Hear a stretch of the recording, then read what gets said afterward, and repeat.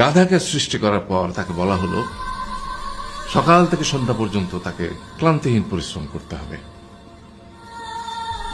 সারা জীবন তাকে পিঠে ভারী বোঝা বইতে হবে, খেতে পাবে শুধু ঘাস, আর তার মাথায় কোনো বুদ্ধি থাকবে না। তার আয়ু হবে 50 বছর। গাধা করজোড়ে সৃষ্টিকর্তাকে বলল, আমি এত বছর বাঁচতে চাই না, আমাকে 20 বছর আয়ু দেওয়া হোক। সৃষ্টিকর্তা সেটাই মঞ্জুর করলেন।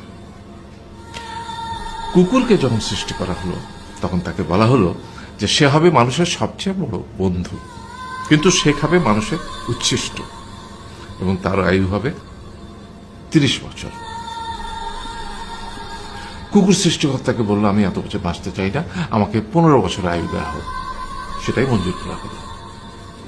এরপর বানরকে বলা হলো, তুমি শুধু গাছের এ ডাল থেকে ও ডালে ঝুল খাবে এবং নানান রকম ফন্দি ফিকির করে মানুষকে আনন্দ দিবে, তোমার আয়ু হবে 20 বছর।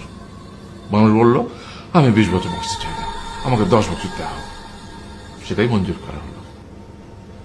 এবার এলো পুরুষ মানুষের পালা। তাকে বলা হলো যে তুমি হলে প্রাণীকুলের মধ্যে সবচেয়ে বিচক্ষণ এবং বুদ্ধিমান, সেই জন্য তোমাকে প্রাণীদের শিরোমণি করা হলো এবং তোমার আয়ু হবে 20 বছর।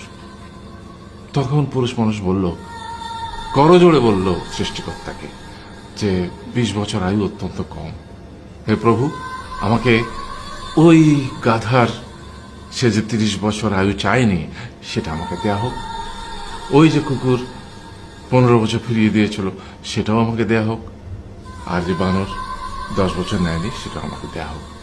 20 বছর অত্যন্ত কম, আমি দীর্ঘদিন বাঁচতে চাই। সৃষ্টিকর্তা সেটাও মঞ্জুর করলেন। তারপর কি হলো? সেই থেকে ছেলেরা পুরুষ মানুষ হিসেবে বাঁচে 20 বছর, তারপরের 30 বছর সংসারের বোঝা পিঠে করে বয়ে বেড়ায়, সেটা কার মতো? গাধার মতো। তারপরের 15 বছর সে তার ছেলে মেয়েরা যা দেয় সেই রকম ঠিক কুকুরের মতো উচ্ছিষ্ট খেয়ে বাঁচে। আর তারপরে বৃদ্ধ বয়সে ঠিক বানরের মতো, যেমন গাছের এডাল থেকে ওডাল ঝুল খায় বানর, তেমনি এই ছেলের বাড়ি থেকে ওই ছেলের বাড়ি, আর নানান রকম ফন্দি ফিকির করে তার নাতি নাতনিদের আনন্দ দেওয়ার চেষ্টা করে।